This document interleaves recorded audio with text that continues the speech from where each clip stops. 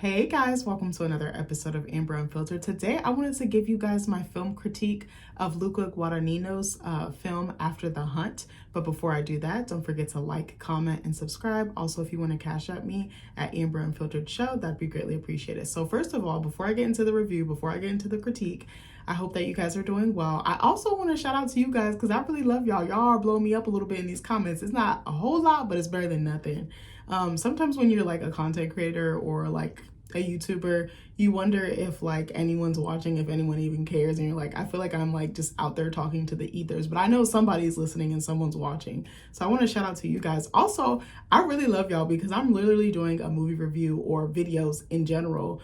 And I said I was gonna have a chill day. I said I was gonna kind of just like bed rot or couch rot or whatever the case may be, but I got like a burst of energy even though I was mad tired, and I was like, I'm gonna make some content. I was like, fuck it, I'm not really doing anything. It's a chill, like quiet, cozy day. I was like, fuck it. But I literally just finished watching the movie maybe like an hour or two ago, so this is pretty fresh. I have so many other reviews or critiques that I owe you guys, or in my mind I owe you guys. I'm telling myself I owe you guys, but I'm like, maybe some I should keep for entertainment and some I should keep for critiques, you know, for the channel and to like kind of talk about at length. But I'm not sure. I wanted to do one for Frankenstein. I wanted to do one for Mickey 17. But we'll see if I actually get there. If not, it is what it is. But I at least wanted to give you guys this critique because this movie is very, I can see how it could be very polarizing, and it's a little bit different than anything that I've watched lately. I don't know. It just kind of stood out to me. In my personal opinion, it's not the best film, but it's not the worst film. It's kind of like, again, towing the line like above average, but like it gives you something to think about. And I think very good art or polarizing art is sometimes my favorite because of the conversation that you can have after, and because I like how divided people are. So I'm like, well, I don't like the fact that people are divided, but I like seeing movies that kind of have that reaction because it's like it's resonating on some level, even if it's not, you know, necessarily for the positive. Sometimes, you know, I don't know, I kind of like when a movie stirs the pot like this. I don't know, but not in a way that divides people in a negative way. I don't know if that made sense. But anyways, I wanted to talk to you guys about this movie. Fair warning, there's going to be mass spoilers. I'm going to be talking probably for almost an hour. I feel like this is going to be like a 45-minute or so video. So just bear with me. But anyways, I hope you guys are doing well. I've been having like a very chill, quiet, low-key weekend, and I'm really enjoying that. I hope you guys, if you guys haven't gotten the same, I hope you're at least doing something fun or something for yourself. But anyways, let's get into this fucking critique. So let me tell you what this movie is about, the genre, the runtime, all that good stuff. I need to start doing a better job of like letting you guys know that stuff up front. But anyways, let's get into it. So I watched this on Amazon Prime. It was free because I have a membership or a subscription. If not, it will probably be, if I had to guess, to rent, because it's still relatively new to streaming platforms, I would say probably between $15 and $20.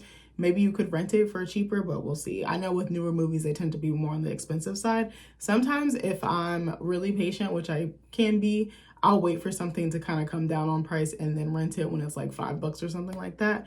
I do want to go back and watch Him. I wanted to see it in theaters, and then I just decided to just watch it at home. I know it's on Amazon Prime, but I don't know if the cost has come down yet. So that's one I want to watch and potentially talk about as well, but don't hold me to it. Okay, so all right, so it says the genre is crime and drama. I think it also had like psychological, like thriller elements as well. The runtime is about 2 hours and 20 minutes. It is rated R, and it did come out earlier this year. I don't remember. Oh, the date. It recently came out. Oh, wow. I don't think I knew that. I think it was like hitting the festival circuit, but I don't think I knew that it came out in theaters only a month ago, like a month and a half ago. It came out on October 10th of this year. So the premise sees a college professor finds herself at a personal and professional crossroad when a star student levels an accusation against one of her colleagues, threatening to expose a dark secret from her own past. I'm going to run down some of the cast as well for you guys. We have Julia Roberts, who plays the professor at hand. She's a philosophy professor at Yale. Her character's name is Alma Imhoff. I'm not sure, or Imhoff. I'm not sure if I'm pronouncing that right. Andrew Garfield, oh my gosh, what was his character's name? Hank Robinson, he's also a professor as well, I believe, of philosophy, and he's like one of her closest friends, one of her closest colleagues. Their relationship is a little bit too intimate for my liking, and if I remember, I'll get to that reason why later, or I'll explain it more later, because I was like, this man is really bold. Like, he is outwardly crushing on her. He's not hiding it. He's a little too comfortable with her, and I feel like he's a little too touchy-feely just to be her friend or her colleague. But again, we'll get into that later. Obviously he's like madly in love with her. But anyways, what was her character's last name? Hold on, I gotta look up. It doesn't say her character's last name. Hold on. Hold on, I need to look something up. Hold on, I need to look up her character's last name.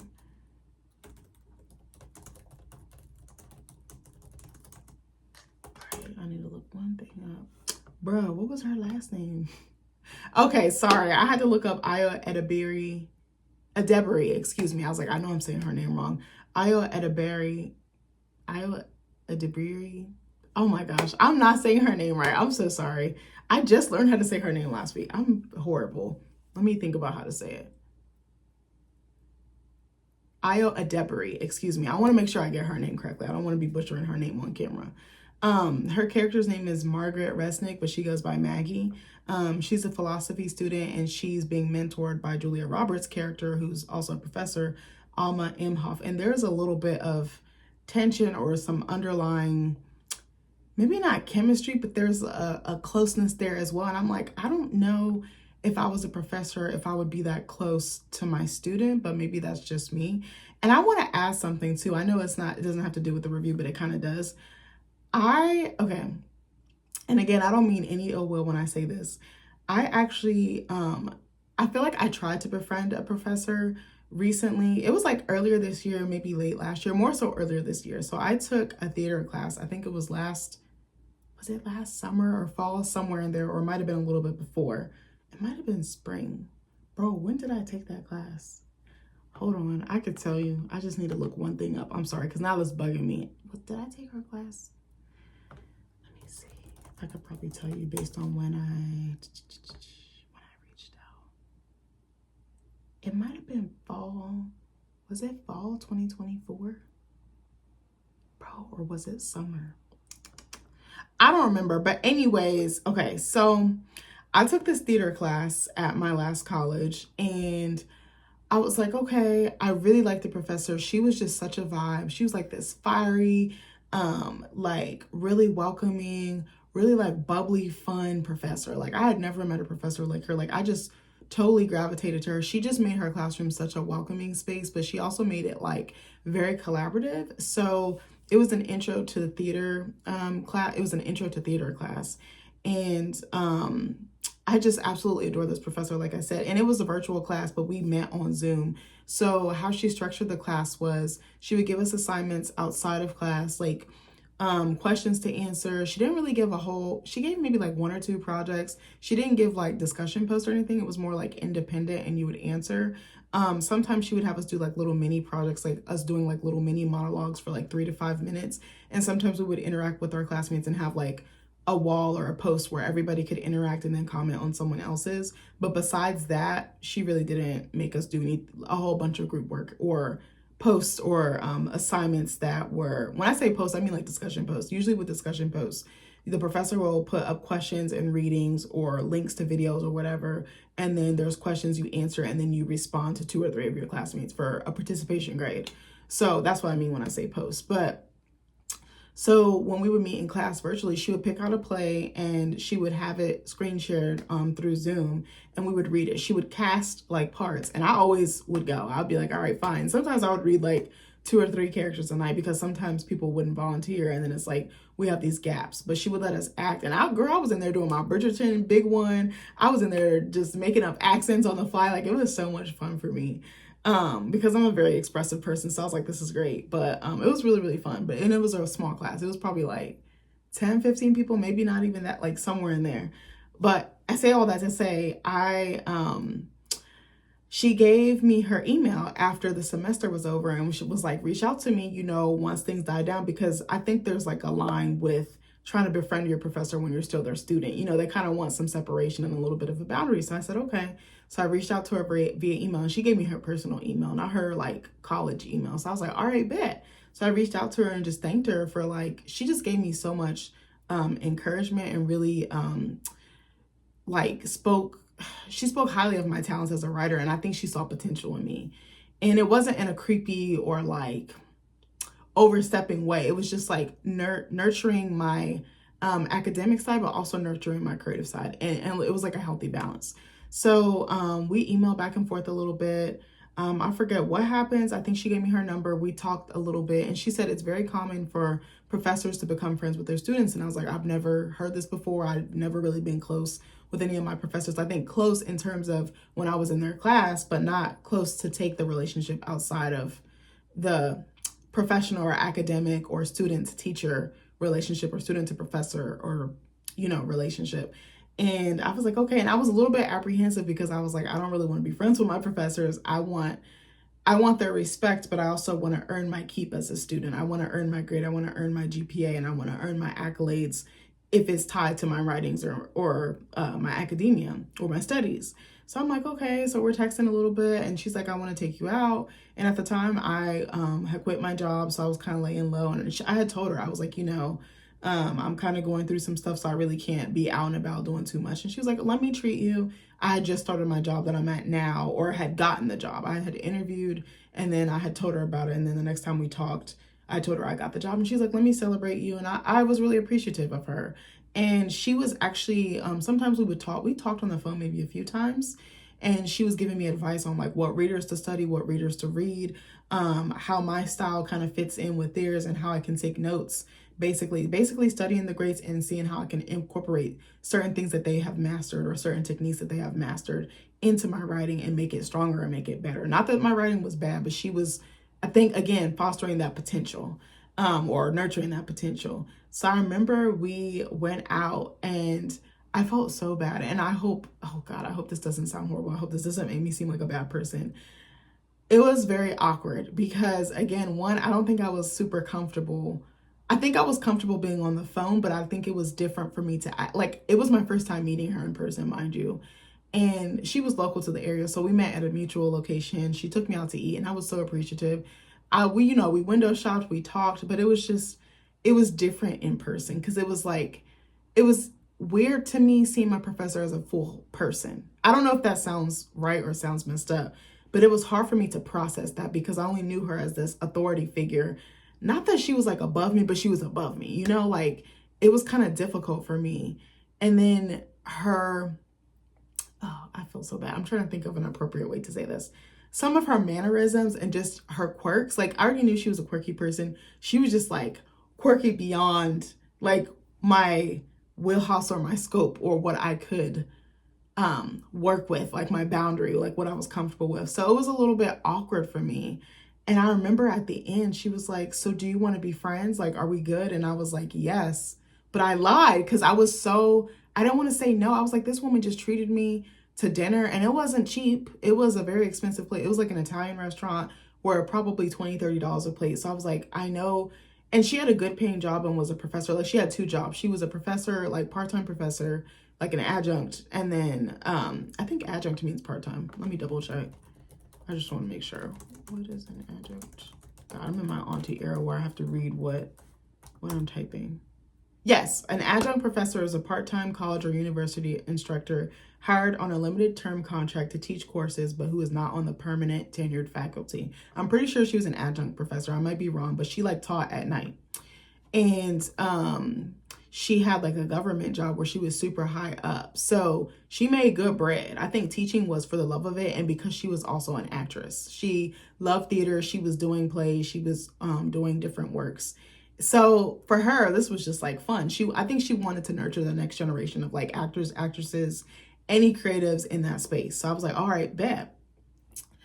And I felt so awkward. So it's just weird to me how Io's character and Julia Roberts' character had such an intimacy. Like the opening scene begins with them being in her professor's home, Alma, who's played by Julia Roberts, and she's got all her students there. She's got some of her colleagues there, and they're like bantering, they're drinking, they're having food. Like it's a whole thing. And I was like, I don't know how I feel about that because I was like, again, I need a boundary. I need to only see you in the classroom. I know I just said I need a boundary twice, but I truly do. I'm big on that. Like, I'll give you an example, even though it's not the same thing. Recently, my boss just had a staff like little get together after work, and I was gonna go, but I really didn't. I was like, I don't really want to see the people I work with outside of work. Like, I don't know if that sounds weird. I'm very protective of my space, and I'm very set on my boundaries. Like, if I'm cool with you at work and I feel like there could be a potential friendship there, that's different. But like with certain people, if I don't really vibe with them or I'm not feeling them, I'm not going to spend additional time outside of what I need to do. Like my duty, like my responsibility. I don't know if that makes sense. So I was going to go and then it got canceled. Then she rescheduled it and I was going to still go. And I was like, I really don't feel up for this. I'm not good at pretending. My face says it all. I'm a very expressive person, like I said earlier. So I was like, I'm not going to fake the funk. Like I was going to just bite the bullet and take one for the team, like for my boss, because I really respect and adore her. But I was like, at the same time, I'm not trying to spend time with certain people. They're not my vibe, and that's okay. I don't think poorly or less of them. I just don't want to be around them. Like I'm very specific about that, and I'm big on boundaries. So I was like, I'm not coming. Like I did something else, and I was like, I have to be okay with that.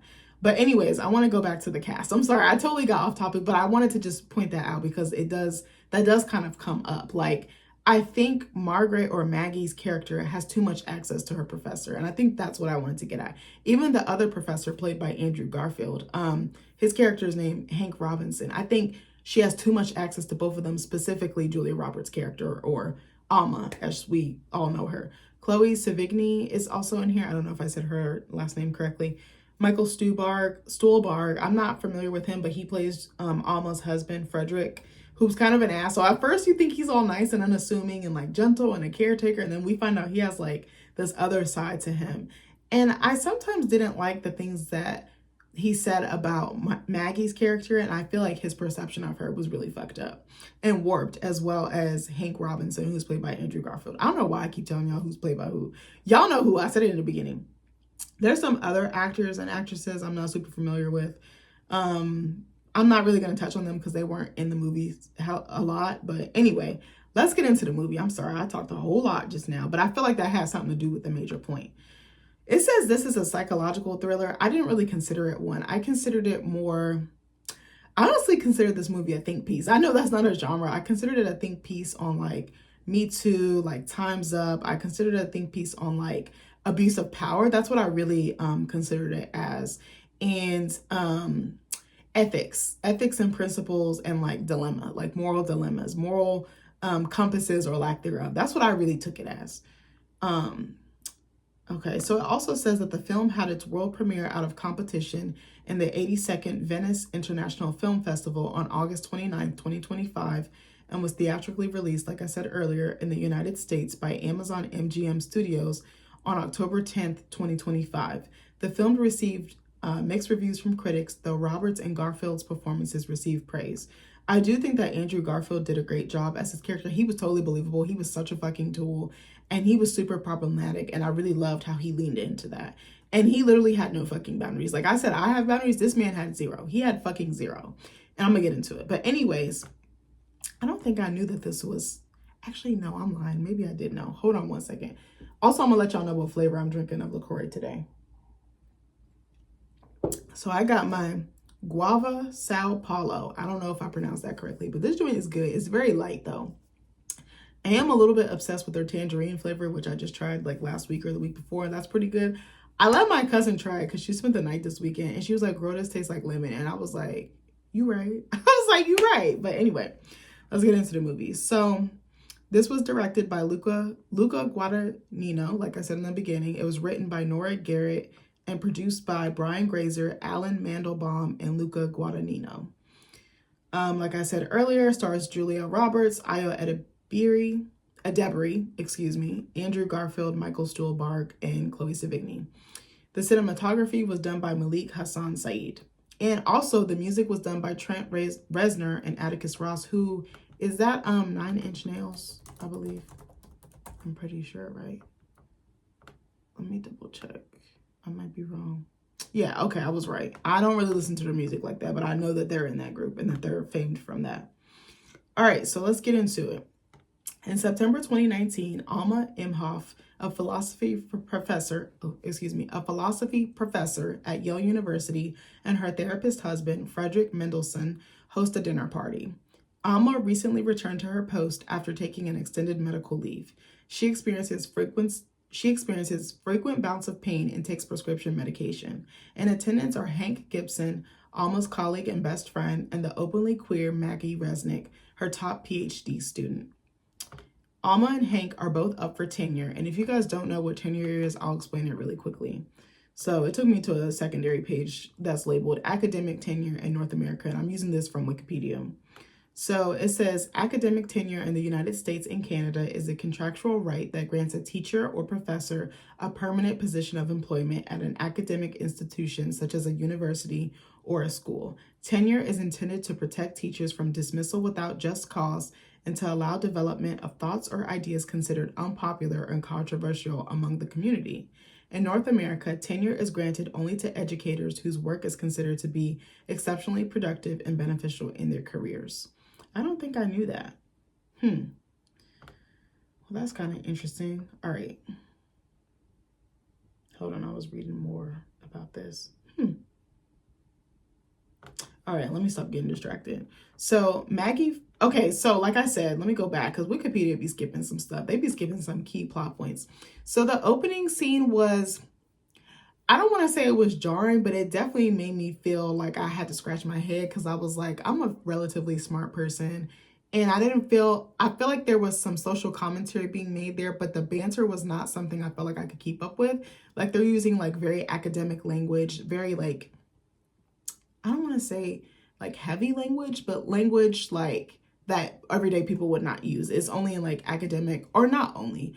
I feel like you would mostly see this in academic or it's educational or like research spaces, something like that.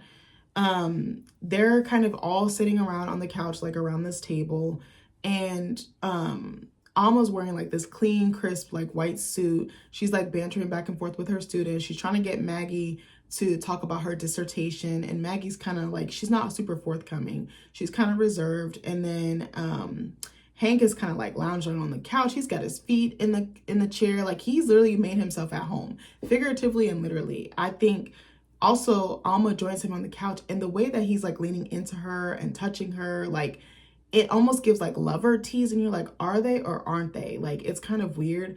And then they're trying to debate with their students about one of the students makes a point saying like, hey, I'm at a disadvantage being a white cis male. And then Maggie and Alma clap back and are like, no, the fuck you're not. So they gather him and drag him for filth, which I loved. And Alma's like, I've had to fight tooth and nail because I'm a woman, and there's certain things you won't have to deal with because you're a man. And I was like, I totally agree with that. And I'm probably going to upset some people by saying that statement, but it's true. There's certain things that women have to deal with that men never have to deal with. Like questioning our work, questioning our intelligence, questioning our worth or our productivity, having to prove yourself, people taking credit for your ideas. The list goes on and on and on. And I do think I do think on the other hand that there's things that men have to deal with and go through that women will never have to endure. Both genders have to deal with something that the other doesn't and may not ever understand, but the least we can do is empathize and learn about it and start carrying out dialogue about it so that we can grow to a deeper level of understanding and have empathy, like I said, for the fellow person or the fellow gender. So Maggie goes to the bathroom, and Alma's like, don't use the regular bathroom, use the one further down the hall because my husband is basically renovating the new bathroom. And to me as a viewer, that told me that there's a certain familiarity between the two of them and that she's been over to her house before. I'm not going to say never, or that I wouldn't be in this position or find myself in this position. Knowing how I am and how I move, because again, I'm very particular about who I let in my space and who I let around me and who I have around me. I'm very big on that. That might just be some of the things I've went through in the past. It could be trauma. It could just be lived experiences. It could be just my own personal boundaries or personal preferences. But I don't know if I would actually be at my professor's house, especially not by myself. And I know that her classmates were there, but some classmates you can develop that rapport with and you can start doing things together. And there is like there's a level of friendship there. But for me personally, I'm probably not going to go to my professor's house. And if I am going, I'm bringing someone with me. And that someone would probably 9 times out of 10 be my husband or a classmate that I have a relationship with outside of the classroom. That's just me. I'm also a 31-year-old married woman. So I'm not the traditional student. I'm not a 20-something-year-old student who kind of has more flexibility and not as many responsibilities. To me, when I get off work, my immediate goal is to take care of my house and take care of my husband. Like, those are the two things that are on my mind. I'm like, all right, what do I have to do? What does he need? Let me make sure he's straight. And then I can go do the other things that I need to do, whether it's schoolwork, whether it's writing, whether it's just like self-care, like journaling or something, or even recording content. But that's the top of mind things those are the things that come top of mind as soon as I'm getting ready to end my work day or getting ready to end if I'm not at home, like if I'm at school, like on campus, or I'm at work, or I'm at an appointment or something. Like, I immediately just shift. I feel like I put on a different hat and I want to move to my wife hat. You know what I mean? Like, I don't know if that makes sense. I almost be feeling like a sim sometimes when I'm like at work or on campus, because it feels like such different worlds or such different universes, and then home is just like a completely different universe or dimension to me. But I might be wrong. I don't know if any other people feel like that, but that's just how I feel. So Maggie goes to the bathroom. She's looking for toilet paper. She can't find any, and her nosy ass starts poking around in the little cabinet, and where like toilet paper and other things would be kept. And so she finds the toilet paper, but then she sees this envelope like taped to the under part of the cabinet. So she reaches for it, and there's like a newspaper clipping, a picture of an older gentleman with like, hearts and things like that, something showing some type of connection or love or bond with this person, and a pair of underwear, like women's underwear. Like, they're like these like silvery, silky underwear with like lace. It's so weird. I was like, I would not be digging around in my professor's. Like, that's so personal. Again, that's so intimate. Like, Alma and Maggie both do not have boundaries with one another, and it shows repeatedly throughout this movie. And I don't think I really like that, but I like that these characters were doing things that I wouldn't do. I love characters like that. I love people who would do things the total opposite way that I would do them. So she sees them and she puts everything back and starts to tape it back under, because it's like taped under the cabinet. And she actually keeps the newspaper clipping, but it's in another language. It's in like German or something like that. Like, it's in a European language or dialect. So she finishes up and she goes back out, and then she's interacting with everyone. And then Alma's husband, Frederick, comes over, and he brings like this beautiful like looking tart. I don't know if it was like a dessert tart or like a savory one, but I was like, bitch, I want a slice. It was almost like a quiche, like a massive quiche. And he's got plates, and he's like being, ever the gracious host. And then things start to die down, and people start leaving, people start trickling out. And Maggie and Alma kind of have some dialogue. And then Maggie's kind of side-eyeing Alma, because she's like, bitch, why did you have your drawers, your Victoria's Secret XL special in the drawer in the cabinet? And she's kind of like, what is she hiding or whatever? Because Alma's very composed. She's very like well manicured, like looks like the perfect package, like super smart, attractive, dresses well, scholarly. So, she presents this certain way. It almost reminds me of Jude Law's character in The Black Rabbit. And forgive me, I cannot remember his character's name. I'm gonna look right now, actually. That way I can tell you. But he's very clean cut, preppy. Jake Friedkin. She kind of reminds me of that, but like in the female, like a female version, and like obviously in a scholastic or academic setting. So then I forget what happens, but freaking Hank comes over to Alma and says goodbye. This man kisses her on the lips. I was like, I know you motherfucking lying. Like, I thought my eyes were deceiving me, because I was like, oh, maybe because they're friendly. But I was like, I do not kiss any of my male friends on the lips. That is a period. That is a hell no to the hell no. My husband will beat my ass. Like, he's not physical. He's not violent at all. But like, in my mind, he would kill me. Like, seriously, I would never do that. And her husband's like feet away. Like, not even feet. He's like standing right near her. Like, I was like, this ninja is bold. I was like, did he just kiss her on the lips? And did she accept it? I was like, oh my God. I felt like I had to rewind it, but I was like, no, my eyes didn't deceive me. He did do it. And he was definitely bold. Like I said earlier, he was like touching on her. I think he had like, even with Maggie, I feel like he was like touching her leg, like holding on. I was like, no, you cannot touch me unless I give you permission. I'm sorry. Consent is a real thing for me. And I can't, like, unless I know you like that and I have a rapport with you and I've been around you for a long time, I'm not letting you in my space like that. Not sorry.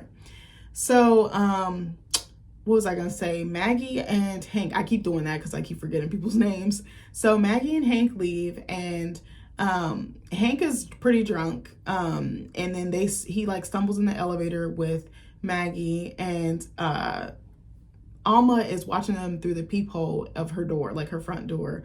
And Hank is being a little bit shady or like fishy, but it's not, it's not bad enough to where she feels like she needs to intervene. So then, what was I gonna say? So I can't remember everything. Okay, this might not be an exact review because I can't remember everything like in chronological order or every single part of the movie. I just want to talk about certain parts. So also there's a conversation, I think earlier in the same scene the opening scene, where I think Frederick sits down, Alma's husband, and is like, what are you guys gonna do? What is gonna happen to your relationship or your friendship or your you guys as coworkers or colleagues, you know, like what's going to happen to your professional relationship, because Alma and Hank are actually both up for tenure. And I found this very interesting, and they're very honest. Hank is like, I would be rageful, like I would fucking hate your guts, but like I would celebrate you. And then Alma's basically echoing his sentiments, and she's like, I would want smoke, I would want blood, like I want your head on a platter, basically. So oh yeah, this already talked about this part. So there's kind of some banter about that. And it's like they're kind of playing a waiting game to see who will actually get it. And in the end, it's very interesting that neither one of them gets it. But that's a whole nother discussion for another day. So what was I going to say? So Frank, or excuse me, I said Frank.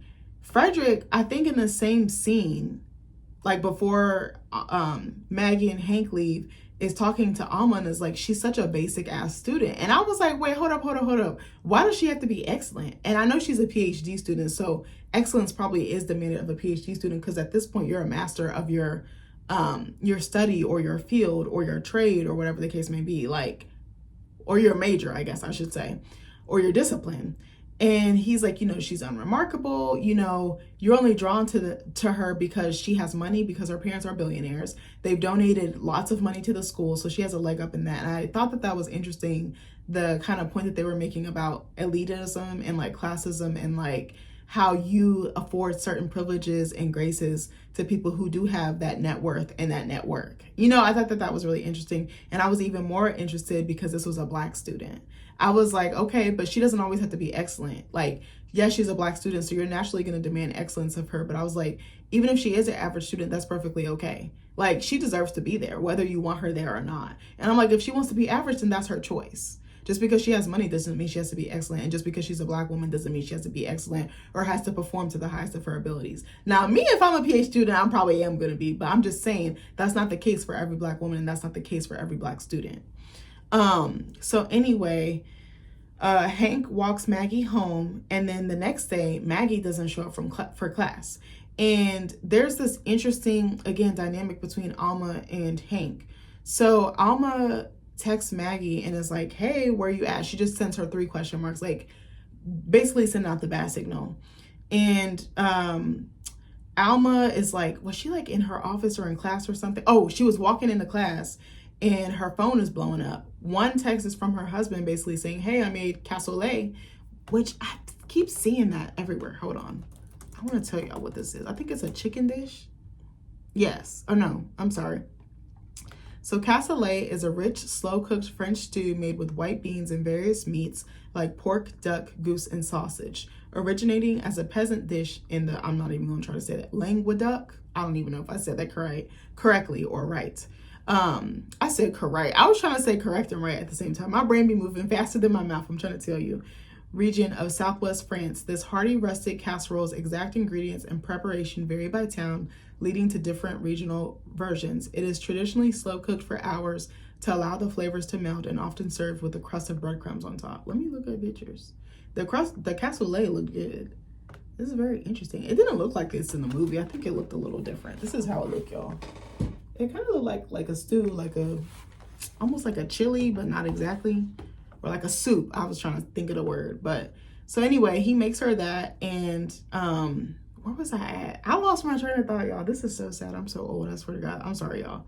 So he's like, oh, I'm sorry. So Frederick texts Alma, is like, I made cassoulet, you want to join me? And she blows him off. And Hank is messaging her like, hey, pull up on me. There's a bar called 3 Sheets that's local to the college. So he's like, meet me there for a drink. And she's like, yeah, you bet, what time? And she shows up, and there's like a flirtiness, and there's like an intimacy and an openness. And what's interesting is she's not like that with her husband. She's very guarded. She's very closed off. She's not very affectionate. She doesn't tell him she loves him. She doesn't even hold his hand. She barely looks the man in the eye. Like, and she's very like curt with him, and very like cold or like distant. Maybe not entirely cold, but she's very distant from him. It's like he's a chore to her. And I thought that that was interesting. I was like, why is she like that with him, but not like that with a person who's not her lover, but you would almost mistake him for her lover?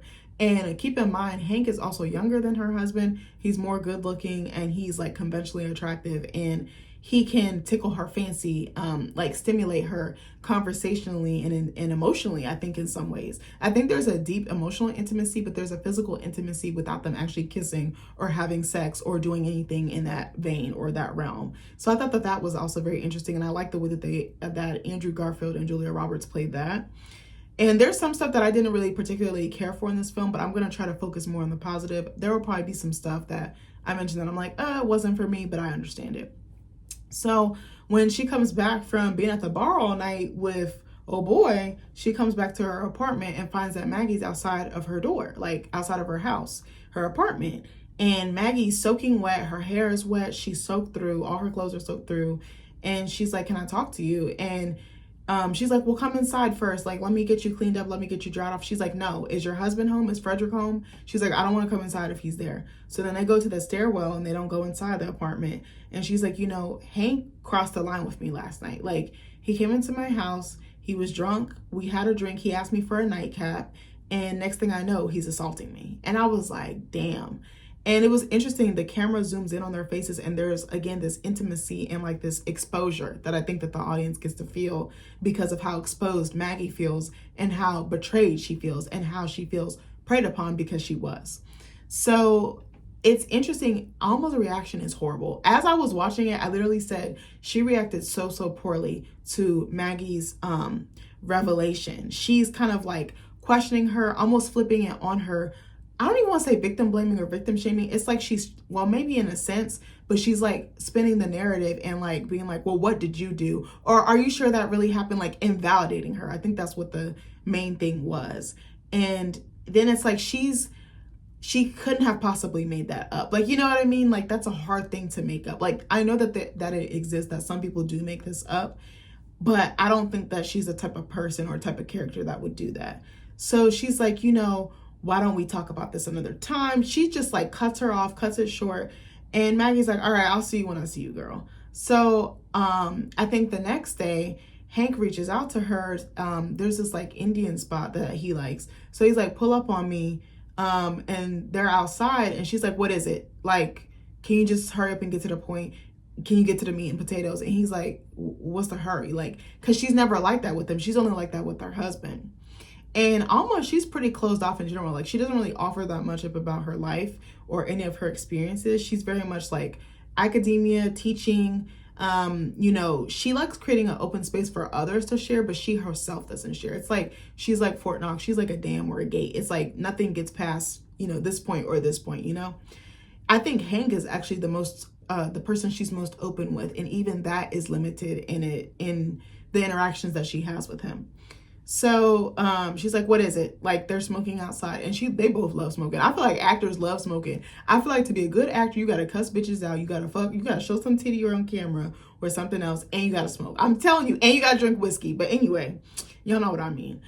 So I'm like, not everybody does those things. But so finally he gets her inside. He's like, just sit down with me. I can explain everything. The way that Hank explains what went down was so problematic to me because he was, again, flipping it onto Maggie and putting the onus on her and denying what he did. And he's like, I know I sound like all the other men in power or positions of power who have said that they haven't done this, but I swear to God, I didn't do anything. I came into her apartment. I asked for a nightcap. I shouldn't have went to her apartment. I crossed the line. I crossed the boundary. But he's like, I had a feeling that her dissertation is, what was I going to say? And let me explain what a dissertation is. I feel like most of you guys know what this is. You guys are smart enough, but I'm going to still tell you because I want you to be in on it. Because sometimes you have to be watching something and you be like, what does that mean? I be looking stuff up in the middle of videos. So a dissertation is a long formal research paper required for a doctoral degree, like a PhD. It demonstrates a student's expertise by presenting original research, analysis, and a novel contribution to their field, typically structured with an introduction, literature review. I fucking hate literature reviews, mind you, and I have to learn how to do these in the future because I'm in the honors college in school. Methodology, results, and discussion. While a thesis is a similar project for a master's degree, excuse me. A dissertation is a more extensive, in-depth research project that serves as the final capstone for a doctoral program. Key characteristics, again, like I said, original research, length and scope, contribution to the field. You're contributing something new, something exciting, something fresh to a field that's already established. Structure and that sort of thing. Dissertations can be long as hell as well. I know people who have been working on them for years, like 5 years. I think my old therapist said his dissertation was like 300 to 500 pages long, and it took him forever to write it.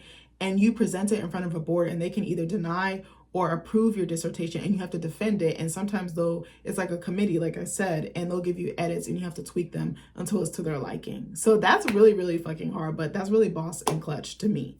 So he's like, her dissertation was plagiarized word for word. She took it from another source, and she didn't give proper credit. She didn't even try to put her best foot forward. And then comes the conversation, I think in this scene, it might have been in a different scene, but he's like, she's such an average student. She's not outstanding. He's like, I wanted to see and prove that her dissertation was plagiarized. I figured if I got her in her apartment, you know, a space that she's comfortable, she would drop her guard, and I could then clarify if she actually plagiarized her dissertation. And I'm like, even if she did, why didn't he say something? Why didn't he bring it up to the dean or someone higher up in leadership at the school? Like, I think him taking matters into his own hands and violating that student-professor relationship, I think that that's really problematic, especially since no one was there. And also, Maggie's in a relationship and her partner wasn't home. So that's also another element. She was completely by herself. She was a woman. Like I told you on another video, this like a HVAC technician or something, he tried to come in my house like last year or the year before, and I told his ass no. I was like, you can wait outside until my husband gets home, because I don't play that shit. I don't know you like that, and I don't have a rapport with you, and you could do anything to me in my own fucking house where I should be the safest. Like, sorry, not sorry. So he just keeps he vehemently denies it. He just keeps acting like he didn't do anything. He's like, you know, he kind of is like, she told me her partner wasn't home. She came on to me. She was flirtatious. And it's like, she's queer. She's not even checking for you like that. Like, I was like, okay, whatever. So it's the dialogue in this scene is so rich to me. And like the way that Andrew portrays Hank, like you almost believe him. Like he's that believable. He's like charming his way out of it. But then it's like you can call his bluff at the same time. I don't know how to explain it. If you watch it, you'll see what I mean. Also, I do want to make a comment that's totally not related to this scene or this specific part of the movie. The pacing is very, very slow, so you do have to be patient. You have to be really, really patient with this movie, because it did drag for me in some spots, and I was like, okay, I know that there's a point to be made. I know that they put this in here for a reason. I'm going to try to thug this out. There was a couple times that I paused it because I was like, I'm getting a little bored. I'm getting a little stir crazy. I'm getting a little antsy. I want to know how much time is left. And I'm toxic. One of my toxic traits when I'm watching a movie that's not fully capturing, you know, my interest or fully keeping it, maintaining it, I'll keep pausing it to see how much time is left. That's my toxic trait. I'm gonna let y'all know that now. I kept pausing it, bitch. I made some rice. I paused it like 30 times because I was making the rice. I have a very specific way I make my rice. First, after I boil it on high, I turn it down and I let it cook for 20 minutes. Then I turn it off. Then I lift the lid for 5 minutes. I like tilt it at an angle so that the steam can let out and the moisture. And then I leave it uncovered for like 30 minutes. So it can like cool down so the water doesn't hold in it. Because like my dad said, he was teaching me this when I made the mac and cheese recipe that he's been using for 30 years. He was like, grains absorb moisture. So I was like, if I can get the moisture out, I won't have some soggy ass, sticky ass rice. But anyway, so I was making rice out this motherfucker. I was like, oh my God, this movie is dragging. Like the last maybe like hour, so I started getting a little stir crazy, and even more towards like the last 30-40 minutes or so. I was like, all right, come on, pick it up, guys. And I was like, these characters be doing wild shit that, again, one, I don't agree with, and two, I wouldn't do. But anyways, I love characters like that. That's what makes them so juicy. That's what makes them like you're just like, what are they gonna do next? Like what drives them? What motivates them? So they talk, and then Alma's like, I don't know if I believe you, bitch. It's like it's weird. She like didn't fully believe Maggie, but she didn't fully believe Hank either. It was like she was in this gray area, and we couldn't quite figure out whose side she was on. So what was I gonna say? Okay, so he also claims that like Maggie said that he raped her or assaulted her because he accused her of plagiarizing her dissertation. So again, he's taking the onus off of himself. And he really doesn't see anything wrong with what he did. The only thing he really sees wrong is him going to her apartment alone. But even in that, it's like Alma had to call him out for him to acknowledge that, in order for him to acknowledge that. So it's like, if he hadn't gotten caught and if Maggie hadn't come to her and told her what went down, I don't think he would have seen anything wrong with that. I think he would have tried it again. And again, he's attractive too. So it's like, he definitely feels like he has free reign or free agency. And it's like, you shouldn't be moving like that. You should be moving like you have everything to lose, because you do. And he even says that. He's like, she's trying to take everything away from me that I built, all the hours that I put into this, all the debt that I've accrued, me digging myself out of debt, and all the shit the hoops that I had to jump through, all the red tape that I had to go through. And I thought that that was really good and key commentary. Even though he was dead ass wrong, I was like, there is a lot of the line. And I was like, for a professor or someone that esteemed, why would you jeopardize your job like that? And why would you jeopardize everything that you worked so hard for? You were once a student, and now you're in that position of authority and power, and now you're about to abuse it. And you've been abusing it. And you didn't think you were going to get caught, and you didn't think that someone was going to come after you or call you out to be accountable. So anyways, I think there's some scenes that pass by. I can't remember everything in order. Again, I'm doing this off the top of the dome with the help of Wikipedia. So Alma, goes to Maggie, and she goes to speak to the dean without running it by Maggie. And Alma's like, I kind of feel like Hank did it, but I'm not entirely sure. And then she kind of leaves and is kind of open to chance. So I think, what was I going to say? Was it? Okay, hold on. Was this scene? Okay, I think there was a scene where, yes, was it this one? Okay, let me back up. I'm doing too much. So Alma goes home, and she notices that the newspaper clipping is missing, because she actually went to pull out the picture, like the envelope with the picture and the newspaper clipping and the underwear. And so she burns everything, or most of it. The only thing she keeps is the picture of the older gentleman who we, kind of suspect that she has some type of affair or relationship with. So the next day, Hank is fucking fired. Or actually, let me back up. I'm sorry. There was a scene that I thought was really interesting. So I think like a guest professor or like author or somebody was coming to the college, and they were doing like a lecture or like a Q&A, like book signings. It was like something to that effect, or just like a talk, like a TED talk, almost the equivalent of that. And so Alma's there. She's like grazing. They have like, little nibble food. What was I trying to say? Like hors d'oeuvres, like little finger foods and stuff like that. I was trying to think of the correct word. She's doing that, she's grazing, kind of like just picking at stuff. And then she's like got a glass of wine, or was she drinking? I don't remember. Also, Alma likes to drink a lot, and she's also on medication, which is really problematic because you're not supposed to be mixing the two. But anyways, and she also like doubles over in pain. Like she'd be like vomiting in some scenes. She'd be like wincing, like literally bowled over, like just hugging her stomach. Like I was like, what is her issue? I was trying to figure out what she had. I was thinking maybe like menopause, but it's later it's revealed that she has ulcers, which I was like, wonder where she got that from. But I was like, maybe it's from holding things in. Maybe it's from not releasing her past, or releasing the trauma that's like making her a prisoner to it. So anyways, so she's standing outside of like the room that they're going to have this event in. And Hank walks up, and he's like, like, how's it going? And she's just like, it's going, like, and so they have some type of exchange. And it was funny. She was like, you scared me, because she's very jittery or jumpy around him. And she was like, well, I was eating cheese and you scared me. And I thought that was really funny. I was like, I wish they had more little one-liners. I know that this is a serious topic, and that there are women and men who go through this. So I don't want to make light of that. But I think that like little dialogue was funny, or that exchange was funny. But I don't think her actually being assaulted, Maggie being assaulted, that's not funny. So he goes into the auditorium, or the room that they're having the event in, and he's like, I'll save you a seat. And then we see Maggie. She like is walking through the room, and she walks past Hank, which is her professor that assaulted her. And she's coming out, and she kind of just stares at Alma, is like, bitches, if it's up, then it's stuck. So then they kind of have a dialogue, and she's like, what should I do? And there's like, there's like this push and pull. And Maggie's like, well, I'm about to take it to the press. And I feel like almost like trying to convince her not to. And she's like, I don't know if it was this scene. I feel like she's like, I'm lawyered up. I'm taking the strides. Oh, no, I'm sorry. No, she didn't. Let me back up. She was like, I don't know if Alma asked her or if Maggie volunteered the information. Maggie was a little too forthcoming and trusting of her. I feel like she still held on to that relationship that she had previous to the assault with the professor, which I really didn't like or agree with, because I was like, girl, like, she's best friends with this man. She has a working relationship with him. Obviously, she's probably going to have a loyalty to him first over you because you just got here. She's been friends with him probably for decades, if not a decade at the very least.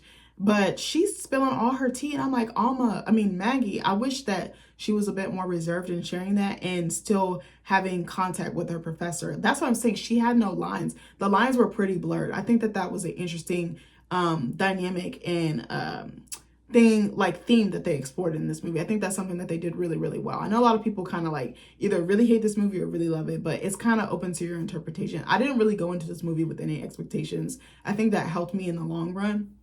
But Maggie's like, I went to try to go get a DNA or like a rape kit done. And she's like, I didn't go through with it though. Like there was these guys outside of the building. I got scared. I chickened out and I panicked and I left. And she's like, but there's security footage of me going in there. So that could probably help my case. And also Maggie's partner, Alex, is a lawyer in training. So she's like, I have representation, and like Alma's like, well, she's not a real lawyer, or they're not a real lawyer because Maggie's partner uses they, them pronouns. So I want to make sure I say that correctly. They are not a lawyer like licensed or anything, but Maggie's like, I'm still going to use them. Like it is what it is. I said what I said. And then she asks Alma for her support. She's like, hey, can I count on you to give a testimony if this goes to court, if this goes up the flagpole? And Alma's kind of like, she's dragging feet. She's dragging ass. Like, she's like, wow. And it's like, well, girl, pick a side. It's like Alma can't pick a side. And I think she finds it hard to believe that he would do this, that Hank would do this. But then she knows he has it in him to do this.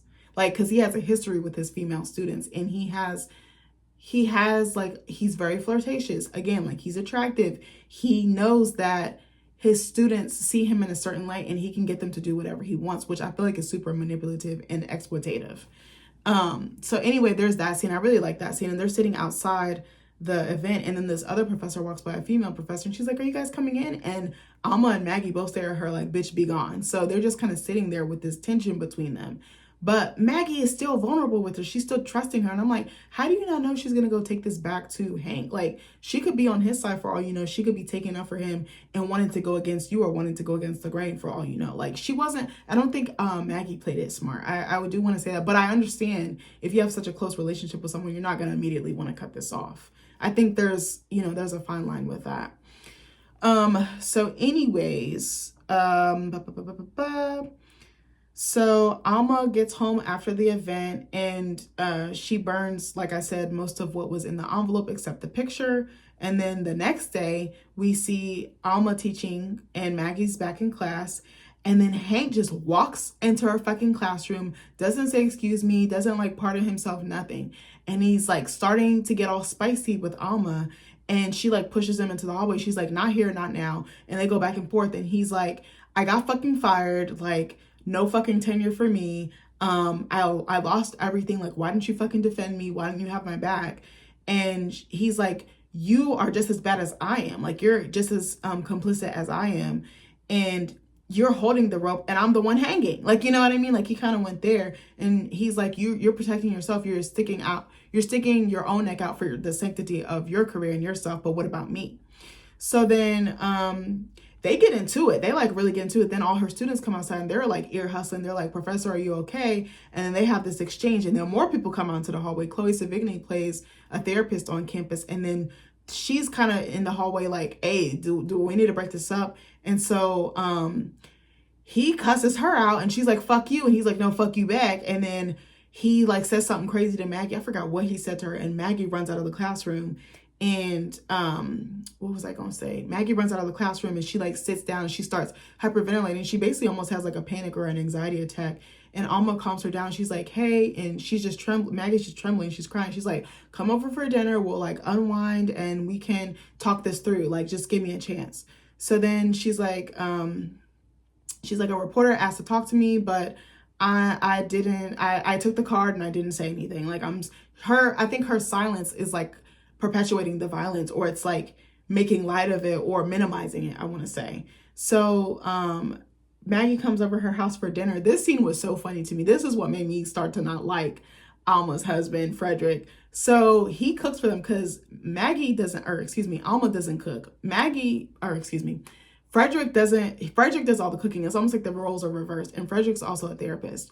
So he cooks this beautiful like dish. I don't remember what it was, but it looked like some type of like hearty meal, like a stew or something like that. Not the cassoulet, but something else. Something like a beef short rib or something like that. At least from what I vaguely remember. So they're all sitting down, and Frederick already has a bias of Maggie because he also accuses Maggie of being in love with his wife and not having, again, boundaries. He's like, she's in love with you and you can't see it plain as day. I can see it, but bitch, you can't see it. So he starts grilling fucking Maggie about her dissertation and like her progress as a student. He's like, well, tell me about it.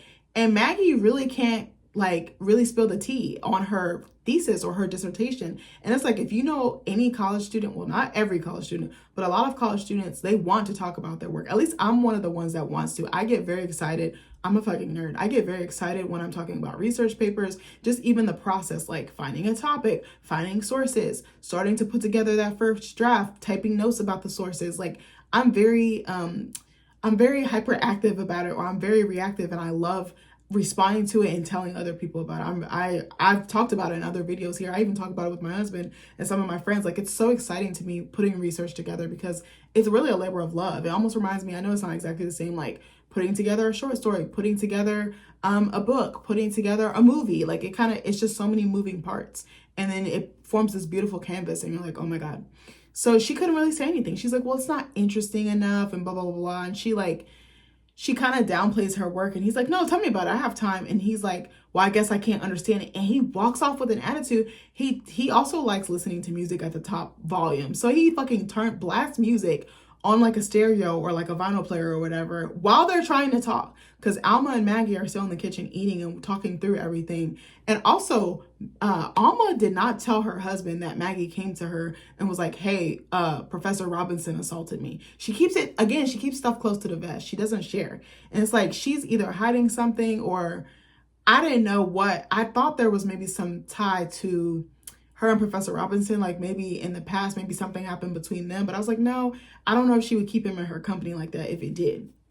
So the husband is just blasting music. There's like this revolving door. It's like a door that swings back and forth, almost like you would see in a hotel or like a restaurant. He just keeps busting through the door like a saloon, and music is blasting, and he's like saying little snarky comments. He's like grabbing his food. He's shooting them dirty looks. Like, it's a whole thing. And actually in certain scenes, like in certain angles from the side, the actor who played Frederick, he literally looked like Robin Williams. I was like, oh my gosh. I was like, he could be his doppelganger. Like, all I kept thinking about was Robin Williams. And I saw that in another Reddit thread, or a Reddit thread. But anyways, so the rest of the conversation between Alma and Maggie doesn't go super well. And then Maggie kind of excuses herself because she's like, this isn't going anywhere. It's almost like Alma tries to talk her out of speaking up, and she's like, just let it go. She's kind of like, if you do this, other white men in positions of power, especially in the academic space, are going to come for your neck. You're not going to be able to get secure employment. You're not going to be able to really thrive in your career. So you might want to think about this decision long and hard and long. And I was just like, that's real. But I was like, at the same time, you're discouraging her, and you're letting patriarchal forces, abusive patriarchal forces, mind you, really like remain in power and silence her and suppress her or oppress her. And I didn't really like that, but I understood where she was coming from because she was giving her that woman to woman game. It was like Maggie needed to hear it, but I think it's tough. Again, this movie, it raises so many ethical questions or unethical questions. And it's just like that line. It's like that line can get crossed like so quickly. I mean, she's right what she said, but she's like wrong in what she said, because I feel like telling her that is going to discourage her because she's going to think about her career and her future versus her autonomy and her voice and her, what am I trying to say? Like, just her experience, what happened to her. You're negating it, you're minimizing it, you're downplaying it, and you're telling her to just take it on the chin and just take it on the back. And it's like, she can't do that. Her voice is important and it does matter. And we don't want other female students to have to deal with this as well, because if she lets him get away with it, he'll just keep doing it, literally. But anyways, what was I going to say? So the next day, Alma goes out for a drink with a colleague of hers, Dr. Kim Sayers, who's played by Chloe Sevigny. She's the university psychiatrist, and she also sees Maggie as a client or a patient. So they meet up at Three Sheets, the bar that I was telling you about earlier, and they kind of have some banter about generations, like the younger generation, and how they like everything is like, oh, I'm uncomfortable, or like they can't handle the deeper or the more complex things that life has to throw at them, or like the curveballs, you know. And this is kind of threaded throughout the movie. I didn't really care for that banter, but I understood where they were going, and I understood where the actors and the directors and the writers were going. But I was like, yeah, I could have done without that. But I understood that there is a generational divide and there is a generational difference. So they talk and they go inside the bar, and Dr. Kim actually leaks some of what Maggie has confided in her. And she's like, you know, she looks up to you. You're like a mentor to her. And she feels like you let her down. So she might come forward in the press and you might be involved. So you might want to get in front of this before the train wreck happens. And I thought that was so inappropriate. And Julia Roberts' character almost said something, I can't remember exactly the line, but she was like, why would I trust you when you're out here breaking the client therapist confidentiality agreement? And I was like, she's right. Again, that line. And I was like, she was dead ass wrong for revealing what Maggie had confided in her, because, you know, Maggie wasn't saying anything of harm, like about causing bodily harm to herself or anyone else. I was like, she shouldn't share that to her or with her. And I was like, Dr. Kim I know she has a collegiate or like a working relationship or professional relationship with Alma, but I felt like that was dead ass wrong, and she shouldn't have looked out for her in that way. She should have looked out for her client. I think I would be mortified if my therapist was out here telling my business. But I understand they probably do talk about their cases, but if they were given specifics and really repeatedly sharing stuff, I think I would be really uncomfortable with. Actually, one of my friends just told me that she used to work in the mental health field and she had to get out because she was like, one of the things, she's actually very hesitant to find a therapist, because she was like, when I worked under therapists and mental health practitioners, she was like, they were gossiping about their patients and sharing very pertinent information. So she was like, I'm kind of afraid or fearful that the same thing will happen to me. And that made me hesitate and like step back, like do a double take. You know what I mean? I was like, I hope to God my therapists have never done that. But I was like, I could so see it. I was like, shit, I be gossiping about customers at work. But I was like, you know, I think it's par for the course, but I think it's the way in which you do it, you know?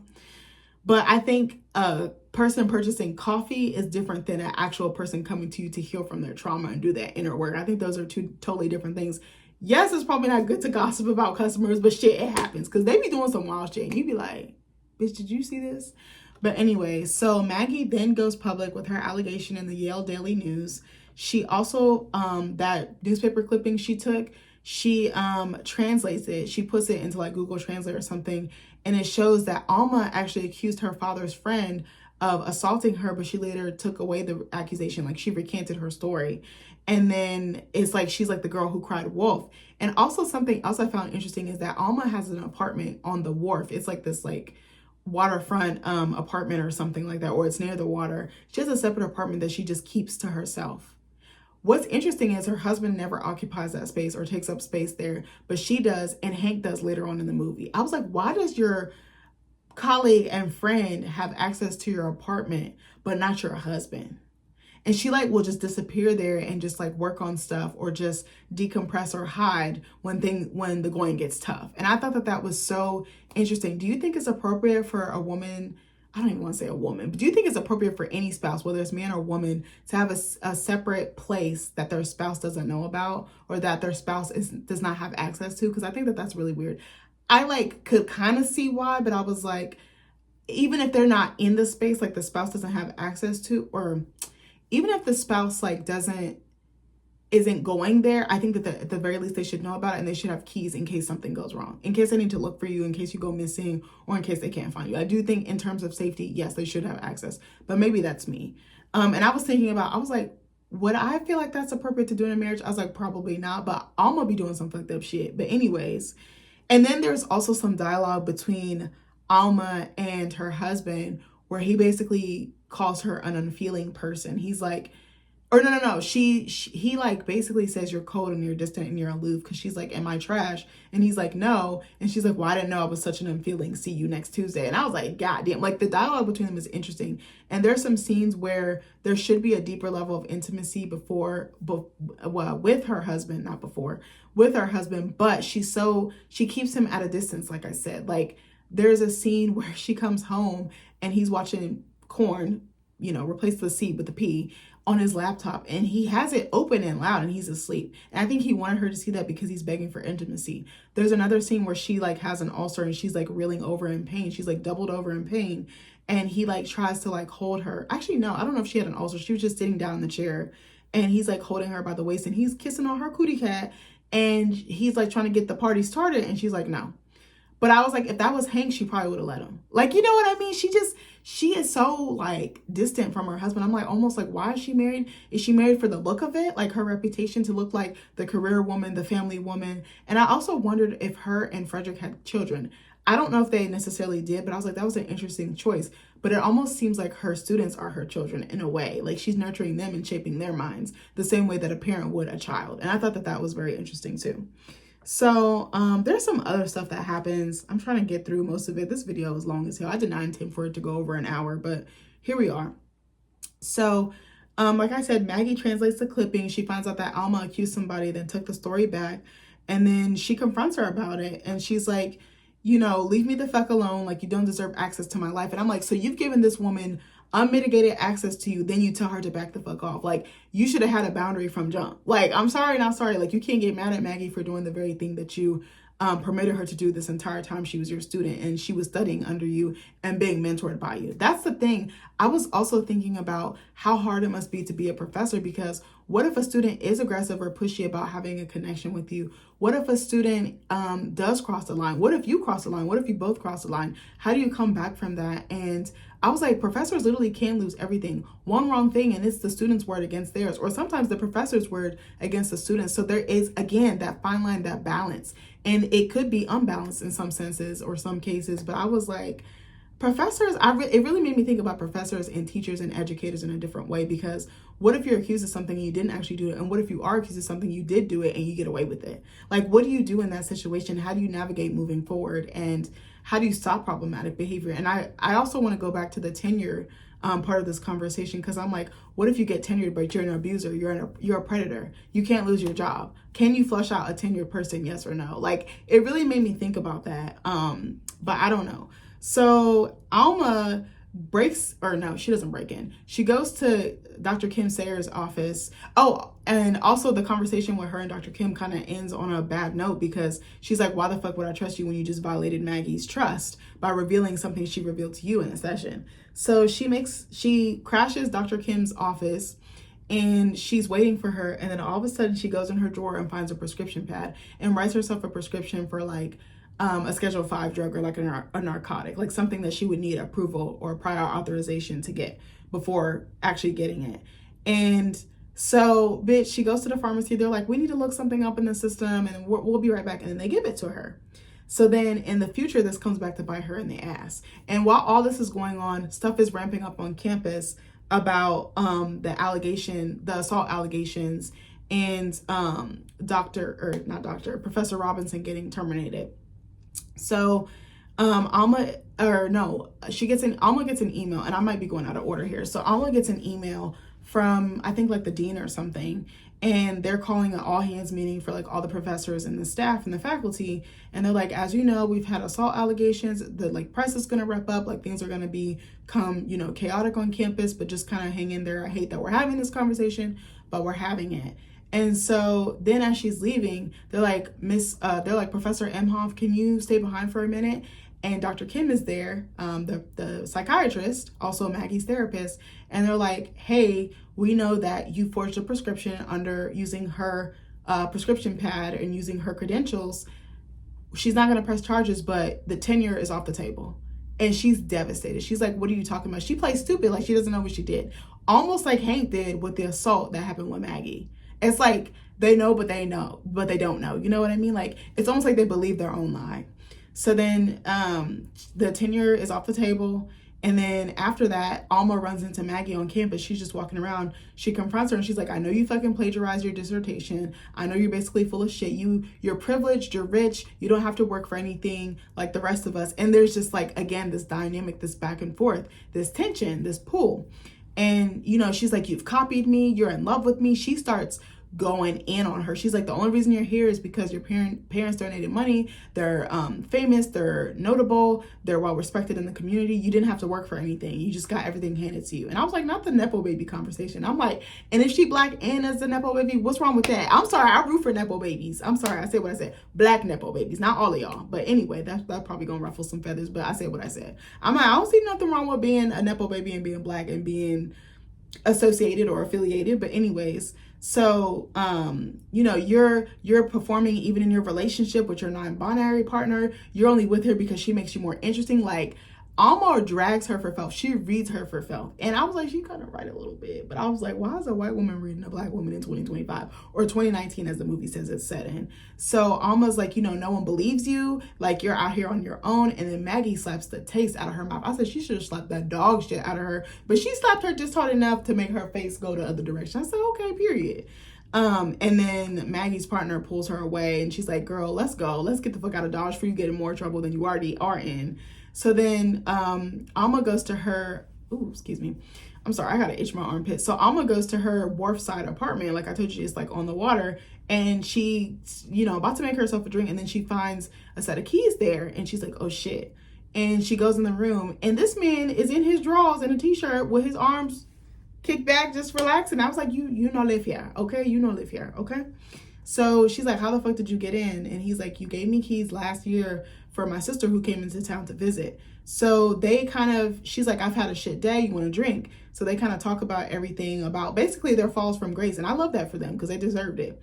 I was like, if you're not going to get in trouble for being complicit in this man's abuse, then you need to get in trouble for something else. So he's like, you know, I have flirted with students, I have crossed the line in some ways, but I